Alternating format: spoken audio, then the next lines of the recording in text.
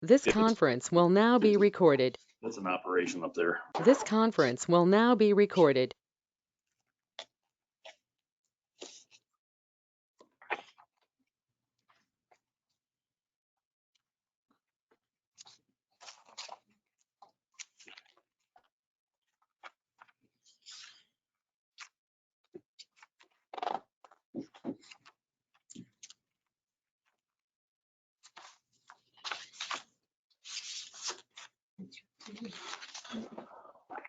Yeah.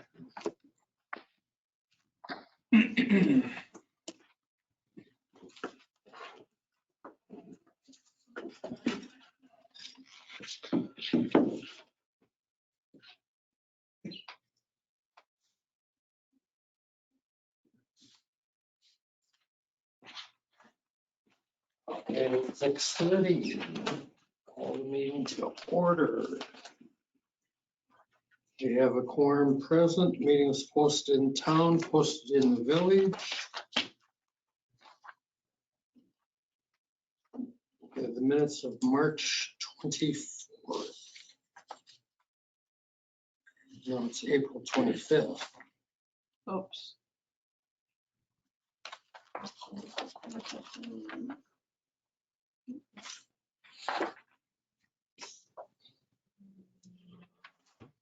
Can we move approval of the April 25th meeting minutes? Yes. Okay, so moved.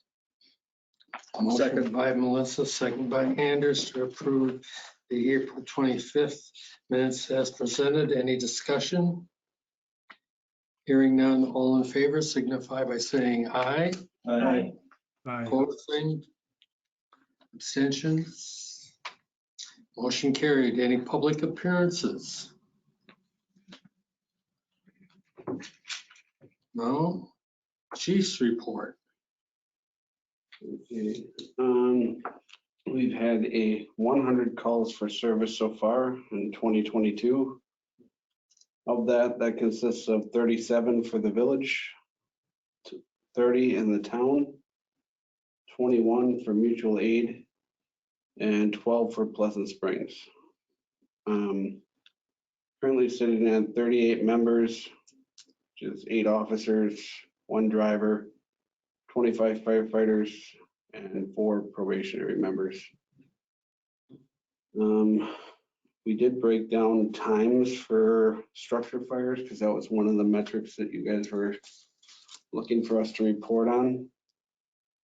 So we've only had 1 true structure fire so far this year, which was in the town of Pleasant Springs.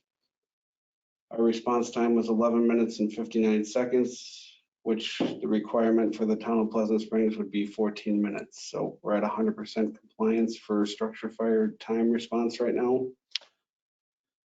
We had 2 other fires in the village of Cottage Grove. We had the silo fire at Benson's Woodworking. That response time was 8 minutes and 28 seconds to arrival. And that the requirement on that is 9 minutes. And then we also had a stove fire over. Microwave fire. That's the stove where we had to pull it out because it was on fire. Oh. That was over on Chateau. That was 6 minutes and 23 seconds. And again, that should be less than 9 minutes. So we're 100% on those as well. Did you want to go through the vehicle fire ones? The only one that's really applicable to the 1720 requirement, again, is that structure fire. All the ones that you're reading off right now wouldn't qualify, but we thought you might be interested in them anyway. Some So more data rather than just one point, I guess. So vehicle fires, we had 3 in the town of Pleasant Springs so far. 9 minutes and 51 seconds for that response time. Or 9:51, 13:26, and 11:58 for the 3 on those. And 1 in the town of Cottage Grove, which was a 9-minute response.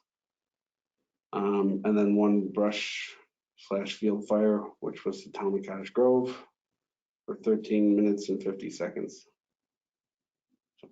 How do cars start on fire? In general, or- It's just, Spontaneous combustion. A lot of times it ends up being a coolant issue, like the one that was on the news down at Pleasant Pleasant Springs. Springs. That one we get pretty confident was he ran out of coolant and then he parked it. Jaguar was the same thing. He had a high temperature alarm. He went to go open his hood and it burst out with flames. So it's semis, like what happened on Saturday, most of the time it's the brakes. The trailer brakes lock up and they don't realize it. And then they overheat and then they start the tires on fire.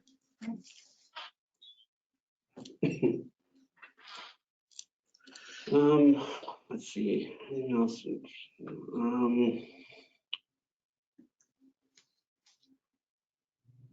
We had a lot of people get through classes this semester. I shared that with the village, but I'm in the interest of saving time, I'm not gonna read through all of them, but we had a ton of people go through classes, so I'd like to thank them for doing that. And then we had 4 people with length of service, which were myself and April. I was 15 years, April was 21 years. Kevin Laufenberg's 15 years and Lance Severson's 21 years. And the rest, I'll just refer to the rest of the meeting. Any questions? Update on sale of engine 3. So, we talked about it last time. We're gonna put it up for sale on Wisconsin Surplus. Because we don't have a spot to really keep it right now. I talked to Wisconsin Surplus last week.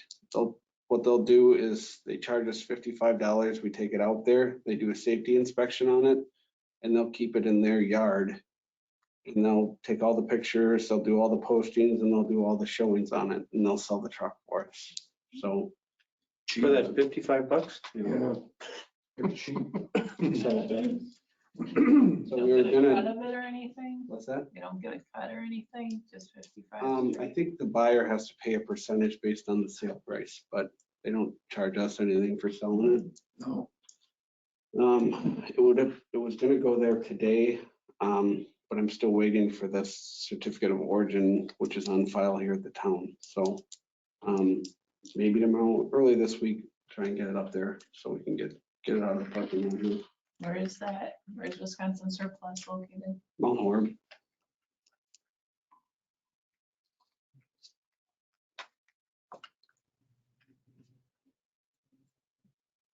You need the approval for the $55. I figured that they would probably just take it out of the check for the sale, but if they don't, then I'll just pay it and. My budget. I think we can come up with $55. Yeah. And that one's way easier than some of the other things. Okay. Update on East parking lot, Highland removal. So I asked him a few times what his schedule's like, and like everybody else doing construction right now, he's swamped. So he doesn't have an estimate yet when he's gonna do it. He's wondering if you guys had a deadline that you wanted it done by, because for us, it's not a huge rush either. I mean, we'd like it done, but it's not like if we don't get it done tomorrow, we're not gonna be hurting or anything. As long as the price doesn't go up sometime this calendar year. Yep, that's what I told him. It's gotta be completely done and billed before, obviously, the end of the calendar year, but just seeing if you guys had any other deadlines that you wanted to use. As long as asphalt plants are still open. The what? Asphalt plants are still open. Oh, yeah. Get them before they close. That sounds like something else. Okay. Update on sale of extraction equipment, Extrication. extrication. That one, we're gonna wait until the new equipment actually comes, just so we're not missing the set. So once that comes, we'll put it up for sale. How many times how many times have you used extrication equipment? In the past, it was all the time because cars were made of steel and they bent and broke really easy and people couldn't get out of the cars.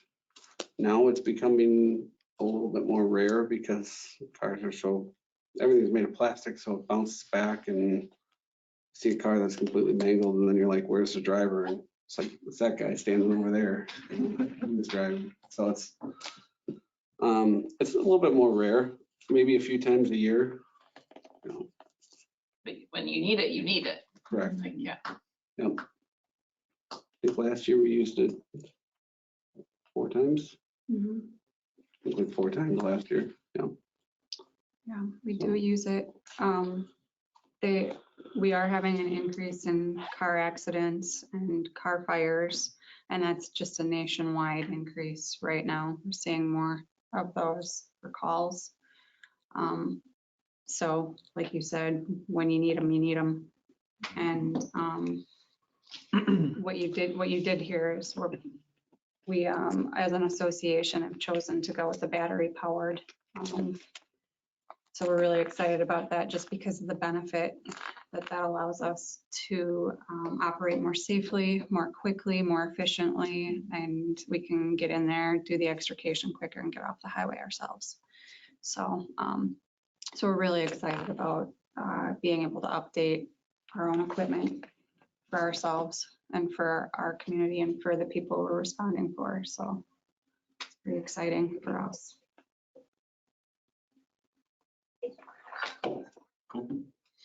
Okay. Discuss the use of the fishbowl, otherwise known as the radio room in the fire station. So we still got to kind of hammer it out with Chief Lang, but I guess we were kind of wondering if it's okay for us to start tearing out the cabinets like we've discussed. They're pretty ratty and beat up. We would like to start using it as our radio room again, where we have people sign in for calls.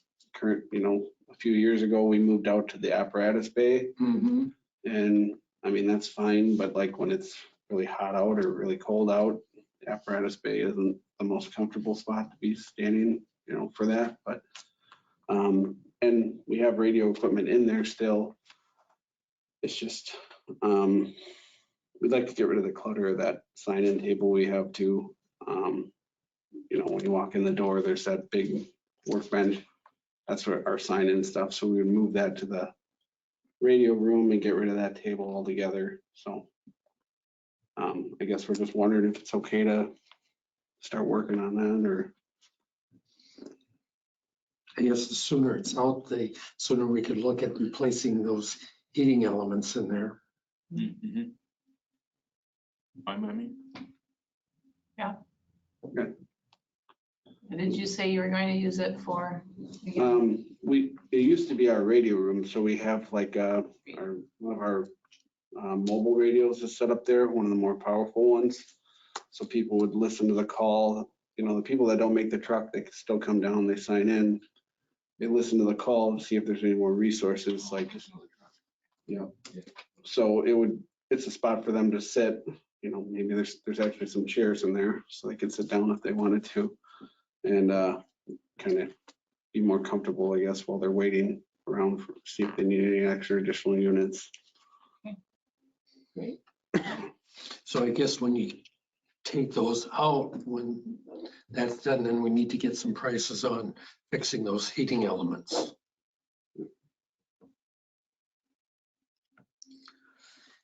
Anything else? You have to wrap the windows so that they're more efficient. Yeah. Plastic on Yep.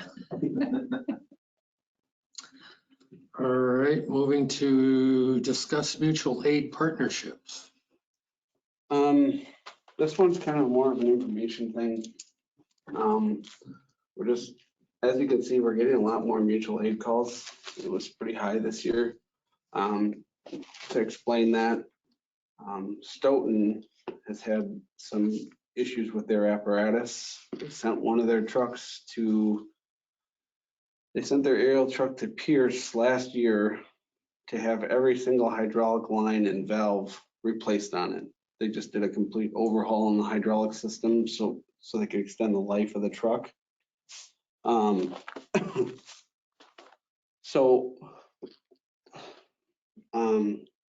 when it went there, they had part shortages. So in the middle of rebuilding their truck, they haven't been able to get their truck put back together until just last week, and it's still missing parts, but they got it back together to the point where it would function. So with their ladder being out of service, they call the closest ladder, and there's a big portion of Stoughton that we're the closest ladder. So we were called a lot to that. McFarland's going through some staffing shortages right now. They've had a few people leave, so they're calling for mutual aid a little bit more. We are increasing a little bit mutual aid, but it kind of comes in waves. We go places and then sometimes we have to call them quite a bit more. So I guess just to elaborate on it, that's why we're seeing those numbers go up a little bit and for those people. So you want to talk about the other one? Hold on a second. I'm sorry. I had a text come Do in. we want to talk about our other mutual aid partner? That's great. Dirty laundry. I guess I won't mention names because we're in an open meeting, but there's one mutual aid partner that we do not work quite as well with. They're in that direction, for a hint. So we are reevaluating how much we rely on them because we've had some incidents where they've come to it and the way they operated is just not safe. And we don't want to expose our people to it. So I guess if that does come up, we are looking at it. We haven't made any final decisions yet, but we're going to try to fix things before we go that route. But it's just, we've had a few incidents now where stuff happened. Them coming here or us going there? Them coming here. That department doesn't use outside resources very much because they're complete, they've got so many full-timers now and they rarely reuse mutual aid units anymore, except for like tenders for out, Or to go sit in the station maybe while they're out fighting the fire, right? yeah, sometimes. Yeah. So we don't go there as much. And we have kind of lessened how much we use them, but the other day was kind of a reminder of why we were pursuing that route. And some of the stuff that's happening, it's a good way for people to get hurt. So we just don't want our people to get hurt, plain and simple. So. Have you had a heart-to-heart with the chief? Tried that a few times. Oh, okay. But we'll try it one more time before we do anything extreme, but just wanted you guys to be aware of it. So if you're hearing anything, we're not trying to pick fights with people or anything like that. We're trying to work together, but if the other partner doesn't want to work together, then it puts us in a bad spot, Is there anything we can do from this end? Not at this time. Not yet. I think we'll have another conversation with the chief. And if that doesn't improve things, then we might consider doing like I don't know if like the Joint Fire Committee would consider writing a letter to their committee and say, we can't work together if this is the way it's going to be, kind of thing. I think what I would say is we're really fortunate that we have amazing partners to our east and to our south that we have wonderful working relationships with them and that we are always going there. They're always asking us for assistance and we are lucky that if anything happens here in our municipality, they will be here to help us. So we have great partnerships with other departments, just like Deerfield, Stoughton, McFarland, Cambridge, even Monona. We've got friends and partners. So we know that if we need help, we've got it. And if they need help, they've got it. So we've got really good, positive working relationships that we've worked hard to build. And so we're lucky for that.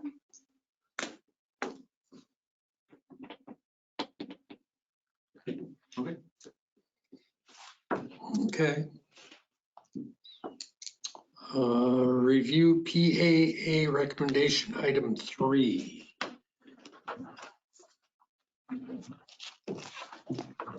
So you, I think it was the last meeting, you asked for funding, example. I have an example, but I'm on the GoToMeeting, but I can't share my screen. If you can make me a presenter, I can share my screen and we can walk through it. I have no idea how to do that. Over me. And then right click, I think. Yeah, it doesn't work. You click the little people icon on the upper right. Yeah, like that. And then right click it. I don't have a right click. Don't have a right click. I don't have a mouse. Mouse on the big square on the right hand side of it. Now you gotta scroll down to me.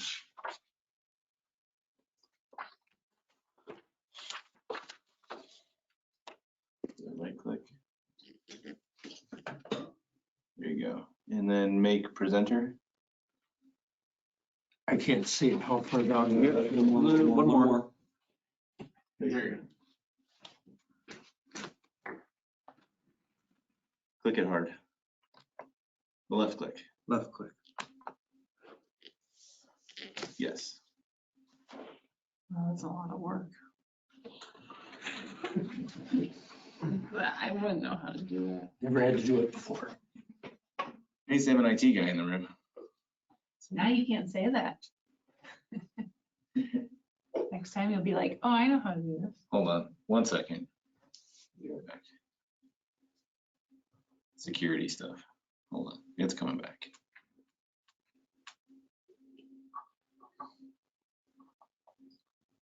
Now you're on there twice.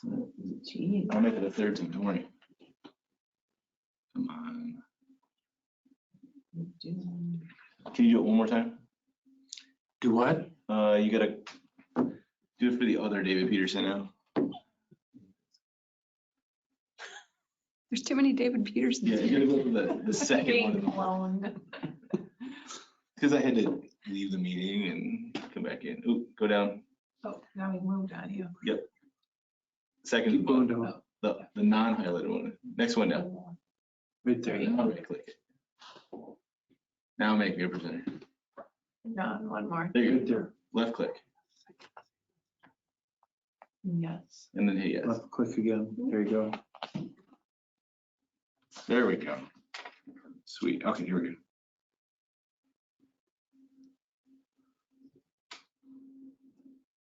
All right, let me zoom way in then.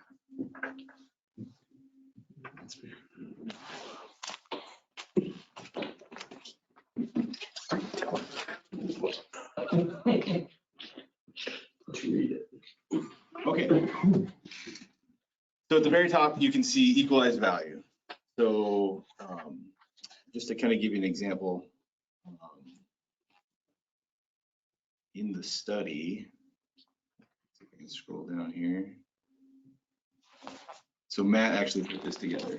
So there's a this table, right? It shows equalized value of improvements, percentage of district, and then the total cost actual, right? So what each municipality pays, right? So that's how he kind of built these tables out. So 2021 equalized value is percent of district, total cost, right? And he was basing it off of the 2022 budget numbers. I went back and kind of looked at this and I was like, is that number high? Is it low? Like, I think at the end of the day, the thing that I want you to focus on is the percentage, not necessarily the dollar amount, right? So it's ultimately the dollar amount, 62.92% of 183,000 is 115, right? So if I was to change this number and make it 500,000, the numbers will change, right? Yeah. So just think about it as a percentage, right? Because I spent about an hour getting hung up on the dollar amount trying to figure this out. So you get to benefit from my pain here. So based on PAA's recommended formula, 50% of it is equalized value of improvements, not equalized value of the total property. The other 50% is the percent of district calls. Okay, comes out to total cost here. So what's different about this table, and I had Matt put this together, it's got obviously the village, the town, and it has the town of Pleasant Springs. As far as I know, the town of Pleasant Springs pays a flat fee every year, correct? Okay. So PA's recommendation was based on equalized value of improvement, so just the property, so buildings, that sort of thing, not necessarily just the land, and then percent of calls. Again, we can play with these percent, like the number of calls, right? I know that Deer Grove EMS had a conversation around calls, and should it be an average over 3 years? Should it be per year? Kind of open to all kinds of ideas here. I think for me personally, I think the big question is the difference between equalized value and then equalized value of improvements.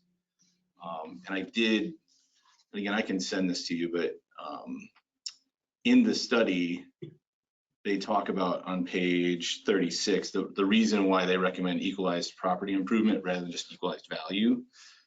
Ultimately, their point is that equalized property improvement, it basically you're protecting the things that go on that can catch fire, right? Because land typically can catch on. You join the meeting? Yeah. Land typically doesn't catch on fire, usually property does. So that in a nutshell, that's ultimately what their point was. Okay. So based on that, again, using the same number, this gives you the idea of what the cost share would be per municipality. If that was the budget number, here's what the cost would be per municipality. Okay. I also had them break it out with just the village and the town as well to give you an idea. And again, I can print this off, send it to you if you want to have a physical copy, or email it to you either way. Yeah, just email it. Can you go back up to the very top? Very top. And that's the current one where it's equalized value.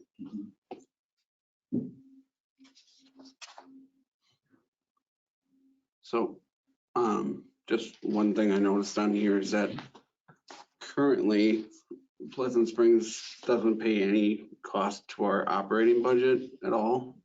They put all their money goes into a capital plan where we've used that to pay for like trucks and packs and all that stuff. So, I mean, I see it on here as splitting up the costs more, and I mean, that's fine to do that, but you know, that contract expires at the end of next year. And if you guys are counting on it to be part of the operating budget and say they choose somebody else, then there's going to be a pretty big shortfall. Yeah, and again, that's why Matt put down this other table here. Yeah. Was that if Pleasant Springs in there, how does that impact the rest of us?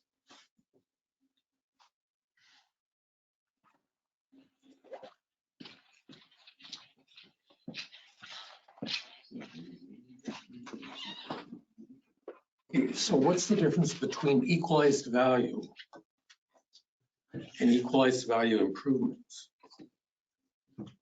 It's a good question. As you can see, well, actually, if I could get rid of this table, you can see it's a slight difference. Yeah. Right? So let me see if I can hide these. Just so let's take Pleasant Springs out of the mix, just so you can kind of see what the difference is.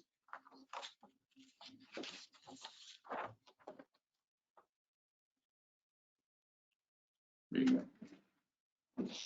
It's subtle, but yet still important because it's equalized value as percent of district, 62.9% here.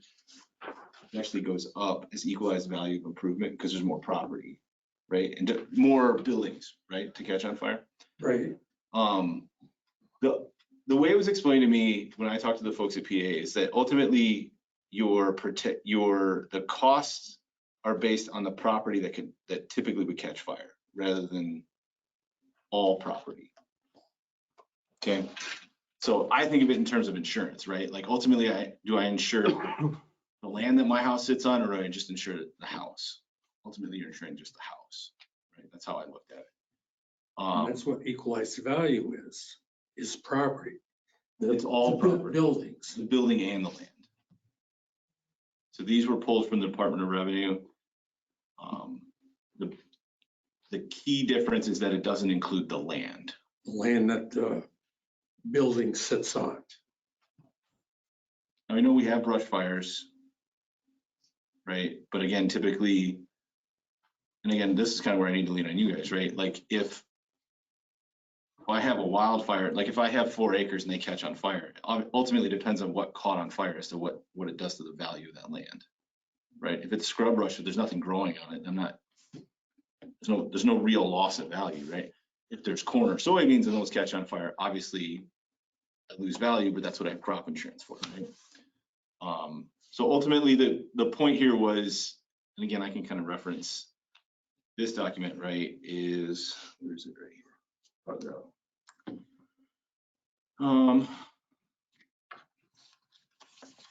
We recommend a formula that's based on risk potential, property protected, and actual demand. Because fire protection is primarily based on property risk and protection, using the equalized value of property improvements over all real property would be more representative of fire risk and demand potential.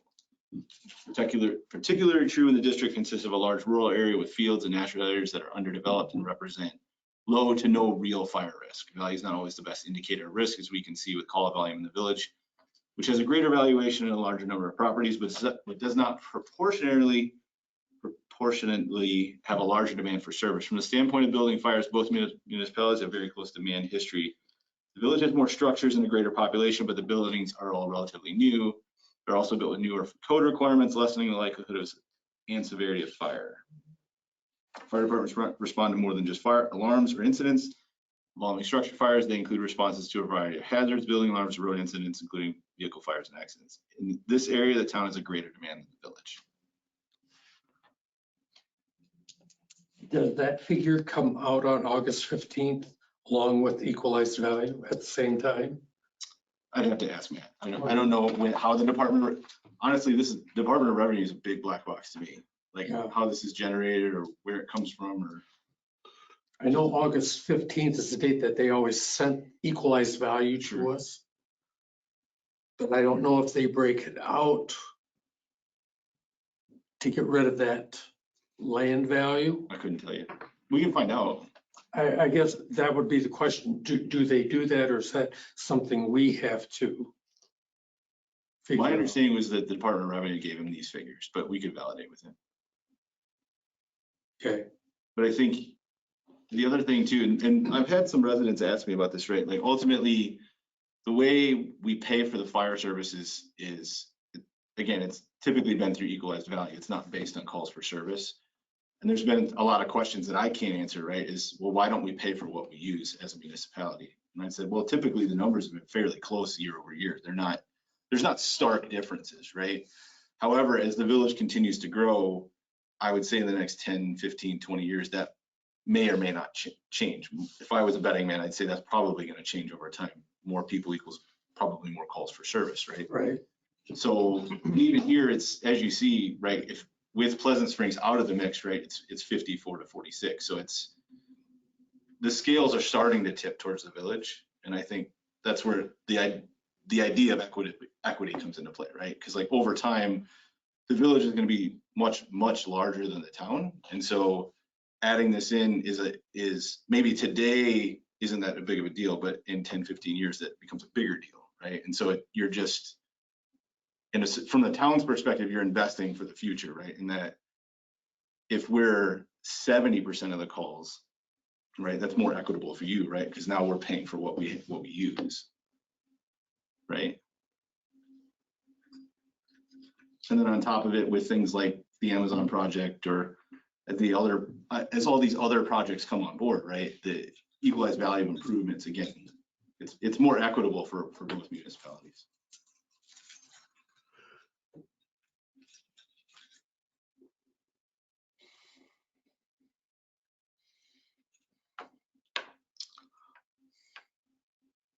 Ask the question about what we get come August 15th, and we'll. When and how do these figures get figured out? Yeah. Okay.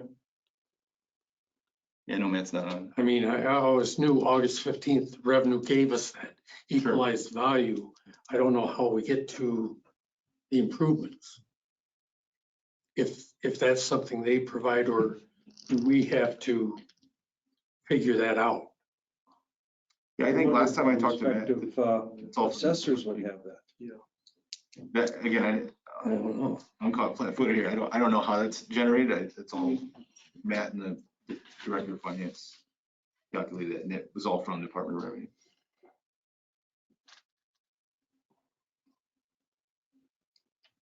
But in terms of, I mean, assuming it came from the Department of Revenue, are there any concerns with this approach for this formula?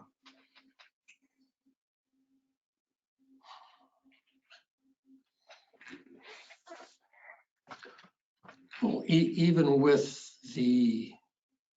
if we switch from equalized value to improvements, your number of calls are going to continue to go up for the village.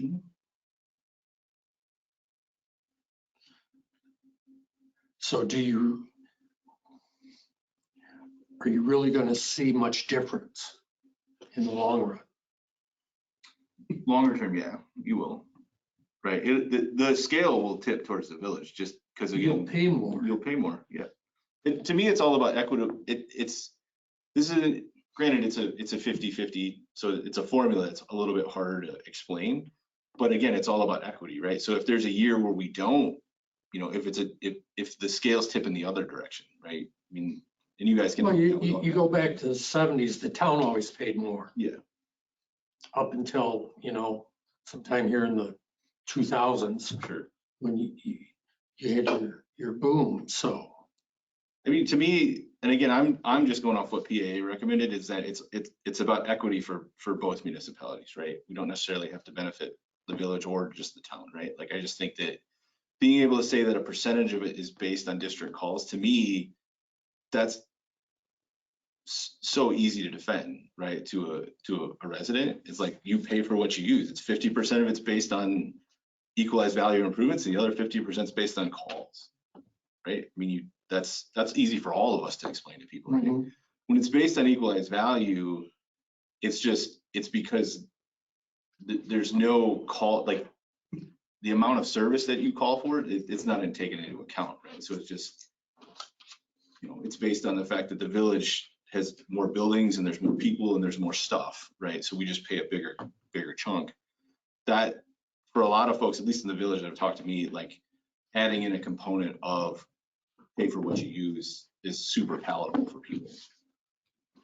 Okay, well, let's keep talking about it and see what you're find out from Yeah. how that improvements is given to us, Okay. or if we have to calculate it. So a motion to table to next meeting? Yeah, That's just a review, so I guess it doesn't need to be. so move on to discuss and consider revisions to the consolidated fire agreement.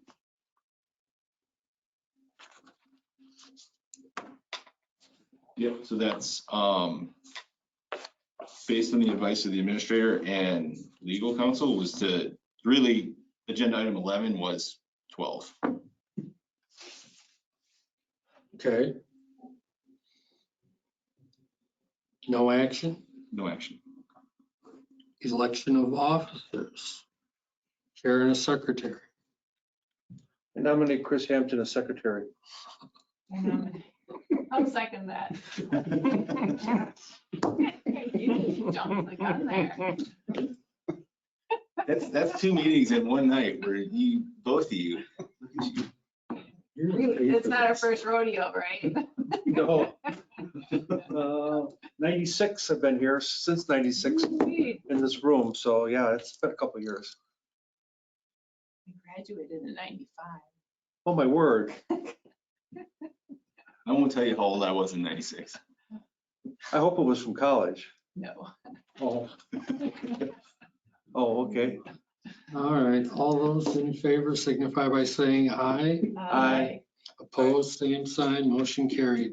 I nominate David as chair. Second. All those in favor of David for chair signify by saying aye. Aye. Aye. Opposed, same sign, motion carried. Easy peasy. well, do we want to go look at the engine and then come back to adjourn and agenda items? Or do you want to do it now and then Yeah. just go over and? Yeah, let's just Do it. finish it up. Can I go back to that mutual aid one for just a second? Yeah. Just Sure. want to clarify something. So clarify, we get along really well with the department in that direction. We don't get along with one person on that department, I guess. It's one person. It's an open meeting and all. Is that- Super care. Is that a person of authority allegedly? Could be. Okay. No, I'm just, I guess I wanted to make sure we work pretty good with them as a fire department. It's when one individual is present that it becomes a problem. And it's not just our department, it's lots of departments. And are there initials? No. I'm sure you already figured it out. She's listening. So our next meeting would be, July 20, June. 25. Oh, no, June, that's right, we're on. June 27? I won't be here. Oh, sure, you become the secretary and all of a sudden you're just not here. June 27th at 6:30. Well, if you won't be here, do we want to pick a different You day? want to pick a different day? You on vacation?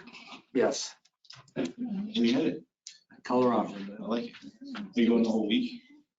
I'm leaving on the 23rd and I'll be back on sometime on the 2nd.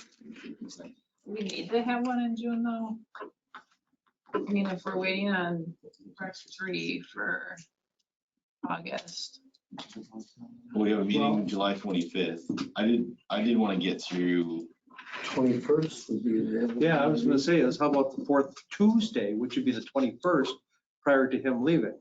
Yeah. That's your training or. No, that's the third Tuesday. Which one? Fourth. It is, sorry, my mistake, yes. June 21st. Summer Typically, begins that day. Doesn't mean it. that one I could probably do. That would be after the festival. That's our cleanup week. We'd probably be done by that Tuesday. You want to be here. You don't want to be responsible down there. That's right. I kind of have to deal with Cleanup's it. my favorite part. I could make the 21st work if No that's what sarcasm everybody else in that needs. either. Did you say the 21st? Tuesday? Do we want to do the 21st then? The Tuesday. Oh, you leave the 21st. I'm leaving on the 23rd. I can do 21st or the 22nd. Prefer the 21st for me. 22nd, we've got plan commission meeting. 21st is. Does that work for you, Melissa? Chris, Okay. does that work for you? I can try and make it work. I didn't hear what he said. Thumbs up, thumbs down. Cool.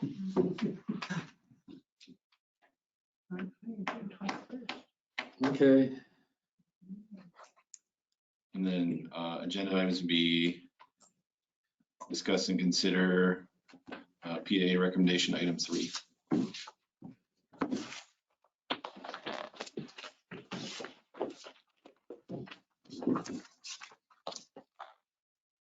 What do we need to do? Item 3 before we do. We didn't have it, right? Item 3, the budget. Right, the equalized value. And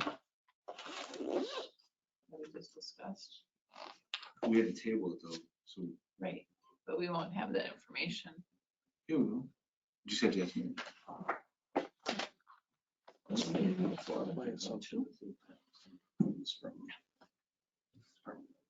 That they have improvements. We're gonna tour before we adjourn? Or we adjourn before? Let's adjourn. Move to adjourn. Second? All those in favor, signify by saying aye. Aye. Right. Opposed, same sign. Motion carried. Nothing personnel village Alden for next month's meeting. Or do you want to have them here? We can have.